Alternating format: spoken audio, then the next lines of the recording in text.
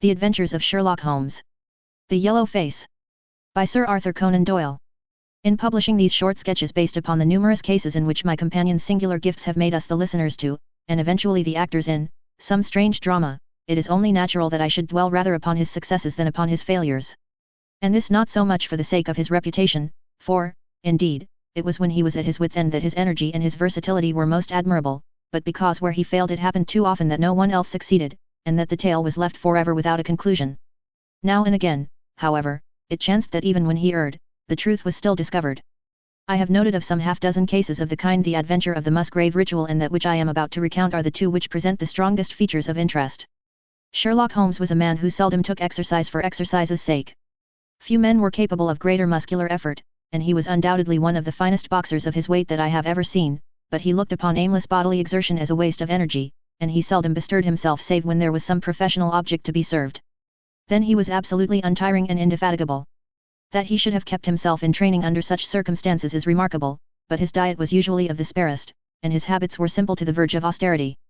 Save for the occasional use of cocaine, he had no vices, and he only turned to the drug as a protest against the monotony of existence when cases were scanty and the papers uninteresting. One day in early spring he had so far relaxed as to go for a walk with me in the park, where the first faint shoots of green were breaking out upon the elms, and the sticky spearheads of the chestnuts were just beginning to burst into their fivefold leaves. For 2 hours we rambled about together, in silence for the most part, as befits two men who know each other intimately. It was nearly 5 before we were back in Baker Street once more. "Beg pardon, sir," said our page boy, as he opened the door. "There's been a gentleman here asking for you, sir." Holmes glanced reproachfully at me. "So much for afternoon walks," said he. "Has this gentleman gone, then?" "Yes, sir." "Didn't you ask him in?" "Yes, sir, he came in." "How long did he wait?" "Half an hour, sir. He was a very restless gentleman, sir, a walkin' and a stampin' all the time he was here. I was waitin' outside the door, sir, and I could hear him. At last he out into the passage, and he cries, 'Is that man never goin' to come?' Those were his very words, sir. 'You'll only need to wait a little longer,' says I. 'Then I'll wait in the open air, for I feel half choked,' says he. 'I'll be back before long.' And with that he ups and he outs, and all I could say wouldn't hold him back." "Well, well, you did your best," said Holmes, as we walked into our room. "It's very annoying, though, Watson. I was badly in need of a case, and this looks, from the man's impatience, as if it were of importance. Hello! That's not your pipe on the table. He must have left his behind him. A nice old briar with a good long stem of what the tobacconists call amber. I wonder how many real amber mouthpieces there are in London? Some people think that a fly in it is a sign. Well, he must have been disturbed in his mind to leave a pipe behind him which he evidently values highly." "How do you know that he values it highly?" I asked. "Well, I should put the original cost of the pipe at 7 and 6pence. Now it has, you see, been twice mended, once in the wooden stem and once in the amber. Each of these mends, done, as you observe, with silver bands, must have cost more than the pipe did originally. The man must value the pipe highly when he prefers to patch it up rather than buy a new one with the same money." "Anything else?" I asked, for Holmes was turning the pipe about in his hand, and staring at it in his peculiar pensive way. He held it up and tapped on it with his long, thin forefinger, as a professor might who was lecturing on a bone. "Pipes are occasionally of extraordinary interest," said he. "Nothing has more individuality, save perhaps watches and bootlaces. The indications here, however, are neither very marked nor very important. The owner is obviously a muscular man, left-handed, with an excellent set of teeth, careless in his habits, and with no need to practice economy." My friend threw out the information in a very offhand way, but I saw that he cocked his eye at me to see if I had followed his reasoning. "You think a man must be well-to-do if he smokes a 7-shilling pipe," said I. "This is Grosvenor mixture at 8pence an ounce," Holmes answered, knocking a little out on his palm. "As he might get an excellent smoke for half the price, he has no need to practice economy. And the other points? He has been in the habit of lighting his pipe at lamps and gas jets. You can see that it is quite charred all down one side. Of course a match could not have done that. Why should a man hold a match to the side of his pipe? But you cannot light it at a lamp without getting the bowl charred. And it is all on the right side of the pipe. From that I gather that he is a left-handed man. You hold your own pipe to the lamp, and see how naturally you, being right-handed, hold the left side to the flame. You might do it once the other way, but not as a constancy. This has always been held so. Then he has bitten through his amber. It takes a muscular, energetic fellow, and one with a good set of teeth, to do that. But if I am not mistaken I hear him upon the stair, so we shall have something more interesting than his pipe to study. An instant later our door opened, and a tall young man entered the room. He was well but quietly dressed in a dark grey suit, and carried a brown widdywake in his hand. I should have put him at about 30, though he was really some years older. "I beg your pardon," said he, with some embarrassment, "I suppose I should have knocked." "Yes, of course I should have knocked. The fact is that I am a little upset, and you must put it all down to that." He passed his hand over his forehead like a man who is half dazed, and then fell rather than sat down upon a chair. "I can see that you have not slept for a night or two," said Holmes, in his easy, genial way.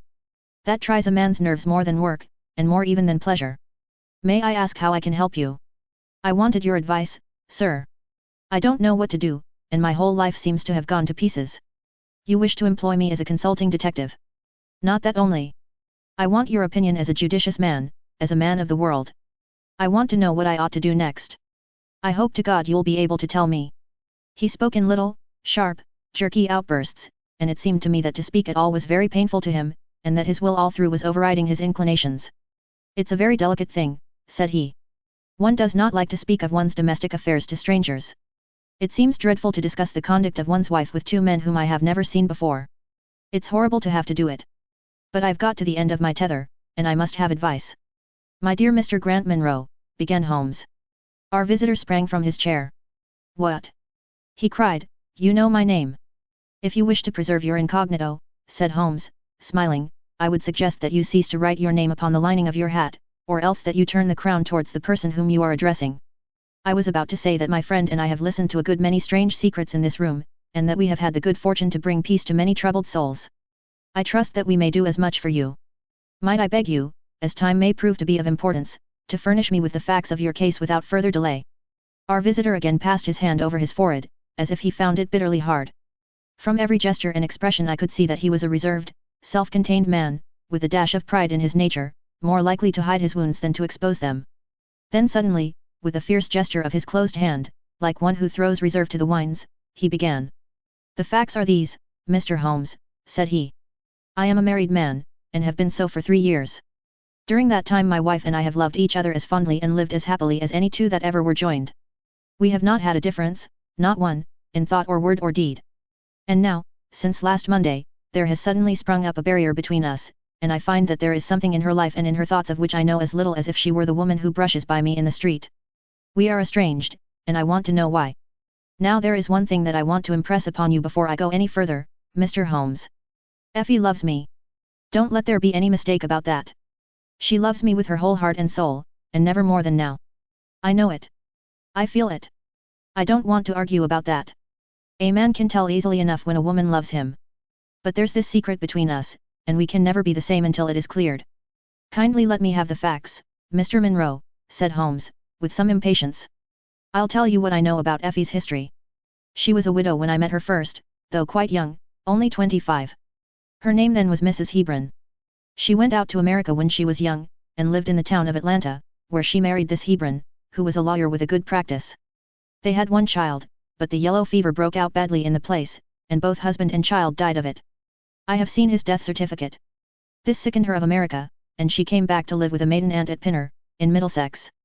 I may mention that her husband had left her comfortably off, and that she had a capital of about £4,500, which had been so well invested by him that it returned an average of 7%. She had only been 6 months at Pinner when I met her, we fell in love with each other, and we married a few weeks afterwards. I am a hop merchant myself, and as I have an income of 700 or 800, we found ourselves comfortably off, and took a nice £80 a year villa at Norbury.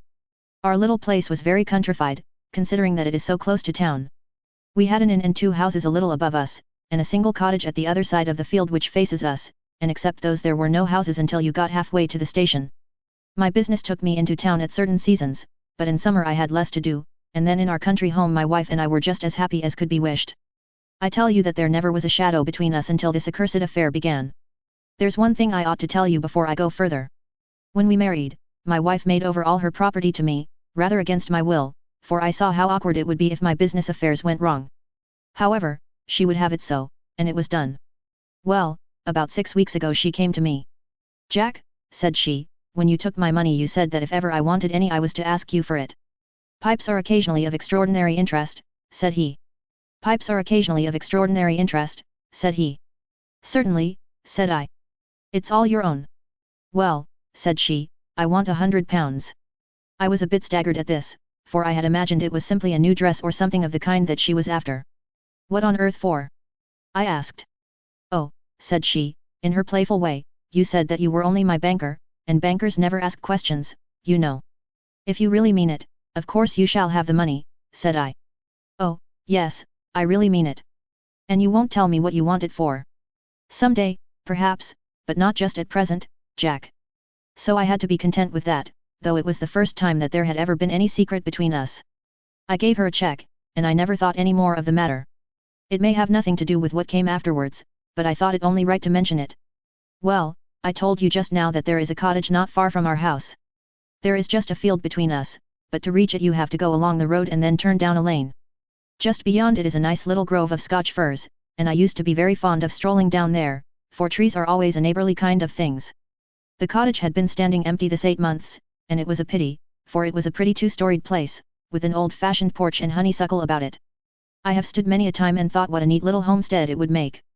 Well, last Monday evening I was taking a stroll down that way, when I met an empty van coming up the lane, and saw a pile of carpets and things lying about on the grass plot beside the porch. It was clear that the cottage had at last been let. I walked past it, and then stopping, as an idle man might, I ran my eye over it, and wondered what sort of folk they were who had come to live so near us. And as I looked I suddenly became aware that a face was watching me out of one of the upper windows. I don't know what there was about that face, Mr. Holmes, but it seemed to send a chill right down my back. I was some little way off, so that I could not make out the features, but there was something unnatural and inhuman about the face. That was the impression that I had, and I moved quickly forwards to get a nearer view of the person who was watching me. But as I did so the face suddenly disappeared, so suddenly that it seemed to have been plucked away into the darkness of the room. I stood for 5 minutes thinking the business over, and trying to analyze my impressions. I could not tell if the face were that of a man or a woman. It had been too far from me for that. But its color was what had impressed me most. It was of a livid chalky white, and with something set and rigid about it which was shockingly unnatural. So disturbed was I that I determined to see a little more of the new inmates of the cottage. I approached and knocked at the door, which was instantly opened by a tall, gaunt woman with a harsh, forbidding face. "What may you be wantin'?" she asked, in a northern accent. "I am your neighbor over yonder," said I, nodding towards my house. "I see that you have only just moved in, so I thought that if I could be of any help to you in any we'll just ask ya when we want ya," said she, and shut the door in my face. Annoyed at the churlish rebuff, I turned my back and walked home. All evening, though I tried to think of other things, my mind would still turn to the apparition at the window and the rudeness of the woman. I determined to say nothing about the former to my wife, for she is a nervous, highly strung woman, and I had no wish that she would share the unpleasant impression which had been produced upon myself. I remarked to her, however, before I fell asleep, that the cottage was now occupied, to which she returned no reply. I am usually an extremely sound sleeper. It has been a standing jest in the family that nothing could ever wake me during the night. And yet somehow on that particular night, whether it may have been the slight excitement produced by my little adventure or not I know not, but I slept much more lightly than usual. Half in my dreams I was dimly conscious that something was going on in the room, and gradually became aware that my wife had dressed herself and was slipping on her mantle and her bonnet. My lips were parted to murmur out some sleepy words of surprise or remonstrance at this untimely preparation, when suddenly my half-opened eyes fell upon her face, illuminated by the candle light, and astonishment held me dumb. She wore an expression such as I had never seen before, such as I should have thought her incapable of assuming. She was deadly pale and breathing fast, glancing furtively towards the bed as she fastened her mantle, to see if she had disturbed me. Then, thinking that I was still asleep, she slipped noiselessly from the room, and an instant later I heard a sharp creaking which could only come from the hinges of the front door. I sat up in bed and rapped my knuckles against the rail to make certain that I was truly awake. Then I took my watch from under the pillow. It was 3 in the morning. What on this earth could my wife be doing out on the country road at 3 in the morning? I had sat for about 20 minutes turning the thing over in my mind and trying to find some possible explanation. The more I thought, the more extraordinary and inexplicable did it appear. I was still puzzling over it when I heard the door gently close again, and her footsteps coming up the stairs.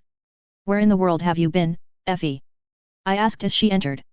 She gave a violent start and a kind of gasping cry when I spoke, and that cry and start troubled me more than all the rest, for there was something indescribably guilty about them. My wife had always been a woman of a frank, open nature, and it gave me a chill to see her slinking into her own room, and crying out and wincing when her own husband spoke to her. "You awake, Jack?" she cried, with a nervous laugh. "Why, I thought that nothing could awake you." Where have you been? I asked, more sternly. I don't wonder that you are surprised, said she, and I could see that her fingers were trembling as she undid the fastenings of her mantle. Why, I never remember having done such a thing in my life before. The fact is that I felt as though I were choking, and had a perfect longing for a breath of fresh air. I really think that I should have fainted if I had not gone out. I stood at the door for a few minutes, and now I am quite myself again. All the time that she was telling me this story she never once looked in my direction, and her voice was quite unlike her usual tones. It was evident to me that she was saying what was false. I said nothing in reply, but turned my face to the wall, sick at heart, with my mind filled with 1,000 venomous doubts and suspicions. What was it that my wife was concealing from me? Where had she been during that strange expedition? I felt that I should have no peace until I knew, and yet I shrank from asking her again after once she had told me what was false. All the rest of the night I tossed and tumbled, framing theory after theory, each more unlikely than the last. I should have gone to the city that day, but I was too disturbed in my mind to be able to pay attention to business matters. My wife seemed to be as upset as myself, and I could see from the little questioning glances which she kept shooting at me that she understood that I disbelieved her statement, and that she was at her wits' end what to do. We hardly exchanged a word during breakfast, and immediately afterwards I went out for a walk, that I might think the matter out in the fresh morning air. I went as far as the Crystal Palace, spent an hour in the grounds, and was back in Norbury by 1 o'clock. It happened that my way took me past the cottage, and I stopped for an instant to look at the windows, and to see if I could catch a glimpse of the strange face which had looked out at me on the day before. As I stood there, imagine my surprise, Mr. Holmes, when the door suddenly opened and my wife walked out. I was struck dumb with astonishment at the sight of her, but my emotions were nothing to those which showed themselves upon her face when our eyes met. She seemed for an instant to wish to shrink back inside the house again, and then, seeing how useless all concealment must be, she came forward, with a very white face and frightened eyes which belied the smile upon her lips. "Ah, Jack," she said, "I have just been in to see if I can be of any assistance to our new neighbors. Why do you look at me like that, Jack? You are not angry with me?" "So," said I, "this is where you went during the night." "What do you mean?" she cried. "You came here." "I am sure of it." "Who are these people, that you should visit them at such an hour?" "I have not been here before." "How can you tell me what you know is false?" I cried. "Your very voice changes as you speak. When have I ever had a secret from you? I shall enter that cottage, and I shall probe the matter to the bottom." "No, no, Jack, for God's sake," she gasped, in uncontrollable emotion.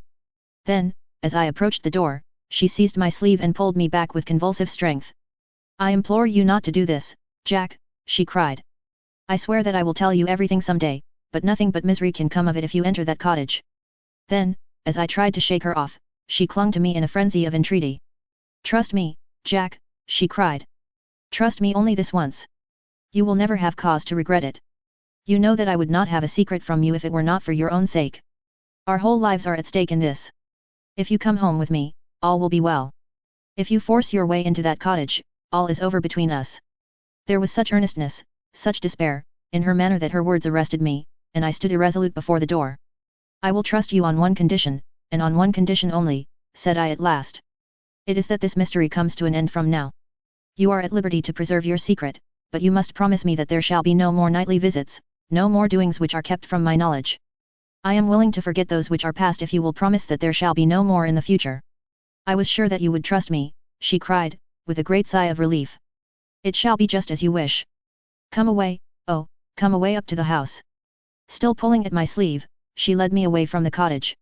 As we went I glanced back, and there was that yellow livid face watching us out of the upper window. What link could there be between that creature and my wife? Or how could the coarse, rough woman whom I had seen the day before be connected with her? It was a strange puzzle, and yet I knew that my mind could never know ease again until I had solved it. For 2 days after this I stayed at home, and my wife appeared to abide loyally by our engagement, for, as far as I know, she never stirred out of the house. On the 3rd day, however, I had ample evidence that her solemn promise was not enough to hold her back from this secret influence which drew her away from her husband and her duty. I had gone into town on that day, but I returned by the 2.40 instead of the 3.36, which is my usual train. As I entered the house the maid ran into the hall with a startled face. "Where is your mistress?" I asked. "I think that she has gone out for a walk," she answered. My mind was instantly filled with suspicion. I rushed upstairs to make sure that she was not in the house. As I did so I happened to glance out of one of the upper windows, and saw the maid with whom I had just been speaking running across the field in the direction of the cottage. Then of course I saw exactly what it all meant. My wife had gone over there, and had asked the servant to call her if I should return. Tingling with anger, I rushed down and hurried across, determined to end the matter once and forever. I saw my wife and the maid hurrying back along the lane, but I did not stop to speak with them. In the cottage lay the secret which was casting a shadow over my life. I vowed that, come what might, it should be a secret no longer. I did not even knock when I reached it, but turned the handle and rushed into the passage. It was all still and quiet upon the ground floor. In the kitchen a kettle was singing on the fire, and a large black cat lay coiled up in the basket, but there was no sign of the woman whom I had seen before. I ran into the other room, but it was equally deserted. Then I rushed up the stairs, only to find 2 other rooms empty and deserted at the top. There was no one at all in the whole house. The furniture and pictures were of the most common and vulgar description, save in the one chamber at the window of which I had seen the strange face. That was comfortable and elegant, and all my suspicions rose into a fierce bitter flame when I saw that on the mantelpiece stood a copy of a full-length photograph of my wife, which had been taken at my request only 3 months ago. I stayed long enough to make certain that the house was absolutely empty. Then I left it, feeling a weight at my heart such as I had never had before. My wife came out into the hall as I entered my house, but I was too hurt and angry to speak with her, and pushing past her, I made my way into my study. She followed me, however, before I could close the door. "I am sorry that I broke my promise, Jack," said she, "but if you knew all the circumstances I am sure that you would forgive me." "Tell me everything, then," said I. "I cannot, Jack, I cannot," she cried. "Until you tell me who it is that has been living in that cottage, and who it is to whom you have given that photograph, there can never be any confidence between us," said I, and breaking away from her, I left the house. That was yesterday, Mr. Holmes, and I have not seen her since, nor do I know anything more about this strange business. It is the first shadow that has come between us, and it has so shaken me that I do not know what I should do for the best. Suddenly this morning it occurred to me that you were the man to advise me, so I have hurried to you now, and I place myself unreservedly in your hands. If there is any point which I have not made clear, pray question me about it. But, above all, tell me quickly what I am to do, for this misery is more than I can bear." Holmes and I had listened with the utmost interest to this extraordinary statement, which had been delivered in the jerky, broken fashion of a man who is under the influence of extreme emotions. My companion sat silent for some time, with his chin upon his hand, lost in thought. "Tell me," said he at last, "could you swear that this was a man's face which you saw at the window?" "Each time that I saw it I was some distance away from it, so that it is impossible for me to say." "You appear, however, to have been disagreeably impressed by it. It seemed to be of an unnatural color, and to have a strange rigidity about the features. When I approached, it vanished with a jerk." "How long is it since your wife asked you for £100? "Nearly 2 months." "Have you ever seen a photograph of her first husband?" "No, there was a great fire at Atlanta very shortly after his death, and all her papers were destroyed." "And yet she had a certificate of death. You say that you saw it?" "Yes, she got a duplicate after the fire." "Did you ever meet anyone who knew her in America?" "No." "Did she ever talk of revisiting the place?" "No." "Or get letters from it?" "No." "Thank you. I should like to think over the matter a little now. If the cottage is now permanently deserted we may have some difficulty. If, on the other hand, as I fancy is more likely, the inmates were warned of your coming, and left before you entered yesterday, then they may be back now, and we should clear it all up easily. Let me advise you, then, to return to Norbury, and to examine the windows of the cottage again. If you have reason to believe that it is inhabited, do not force your way in, but send a wire to my friend and me. We shall be with you within an hour of receiving it, and we shall then very soon get to the bottom of the business. And if it is still empty? In that case I shall come out tomorrow and talk it over with you. Goodbye, and, above all, do not fret until you know that you really have a cause for it."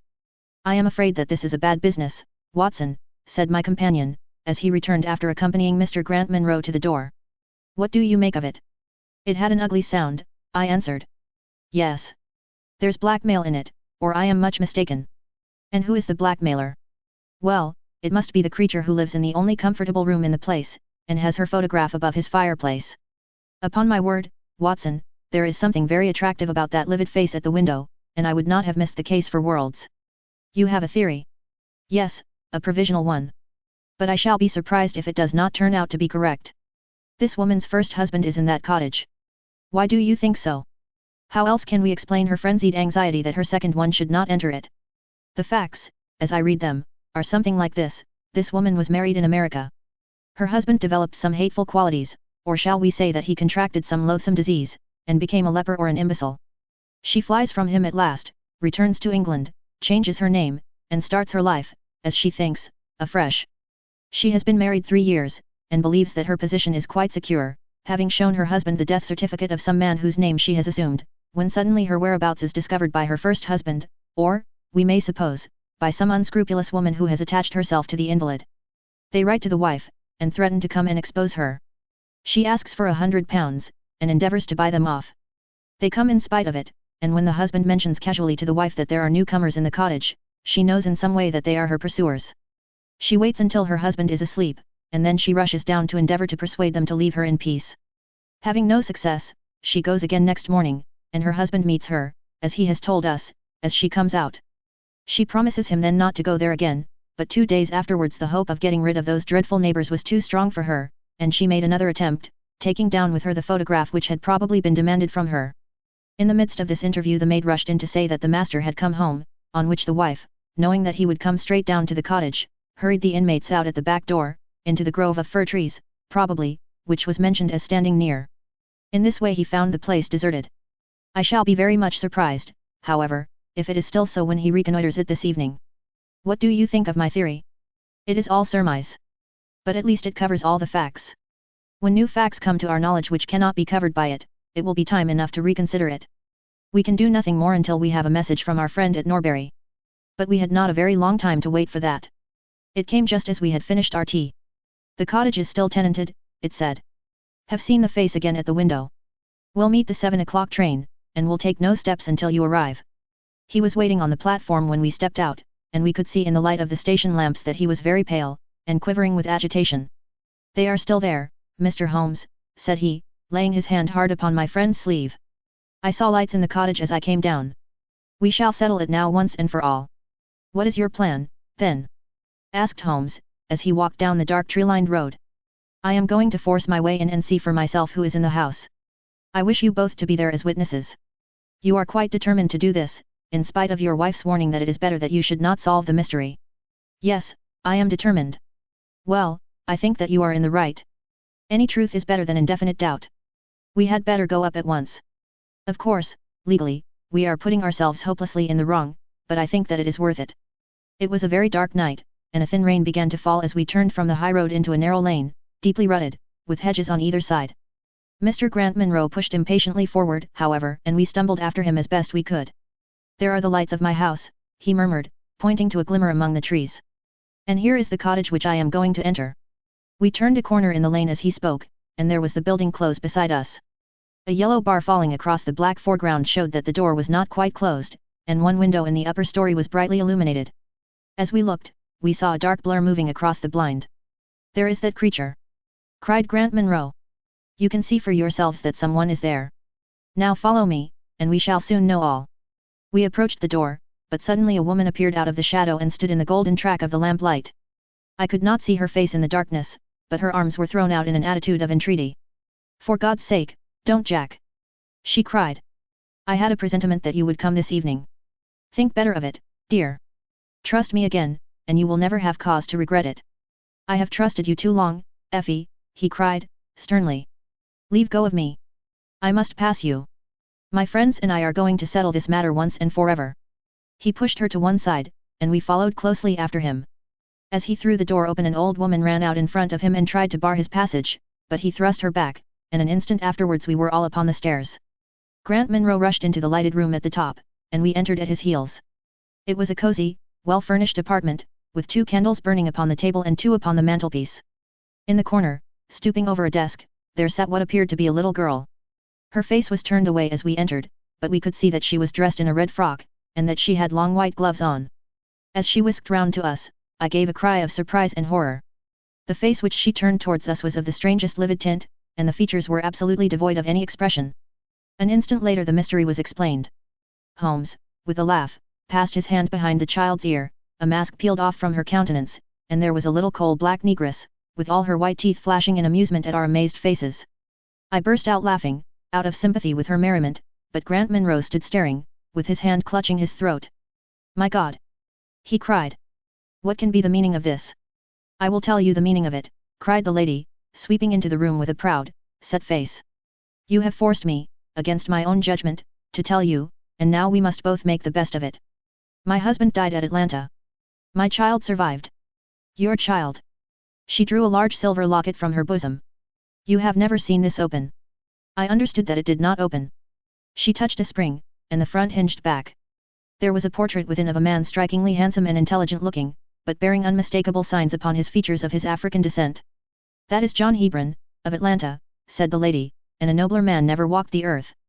I cut myself off from my race in order to wed him, but never once while he lived did I for an instant regret it. It was our misfortune that our only child took after his people rather than mine. It is often so in such matches, and little Lucy is darker far than ever her father was. But dark or fair, she is my own dear little girlie, and her mother's pet. The little creature ran across at the words and nestled up against the lady's dress. When I left her in America, she continued, it was only because her health was weak, and the change might have done her harm. She was given to the care of a faithful Scotch woman who had once been our servant. Never for an instant did I dream of disowning her as my child. But when chance threw you in my way, Jack, and I learned to love you, I feared to tell you about my child. God forgive me, I feared that I should lose you, and I had not the courage to tell you. I had to choose between you, and in my weakness I turned away from my own little girl. For 3 years I have kept her existence a secret from you, but I heard from the nurse, and I knew that all was well with her. At last, however, there came an overwhelming desire to see the child once more. I struggled against it, but in vain. Though I knew the danger, I determined to have the child over, if it were but for a few weeks. I sent £100 to the nurse, and I gave her instructions about this cottage, so that she might come as a neighbour, without my appearing to be in any way connected with her.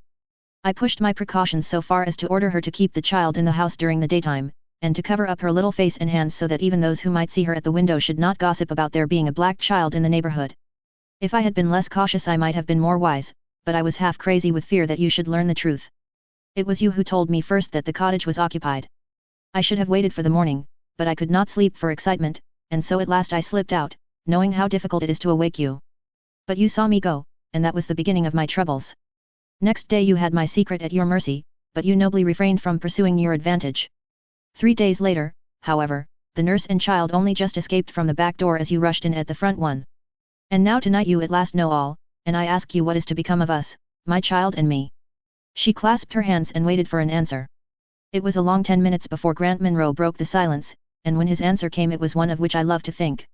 He lifted the little child, kissed her, and then, still carrying her, he held his other hand out to his wife and turned towards the door. We can talk it over more comfortably at home, said he. I am not a very good man, Effie, but I think that I am a better one than you have given me credit for being.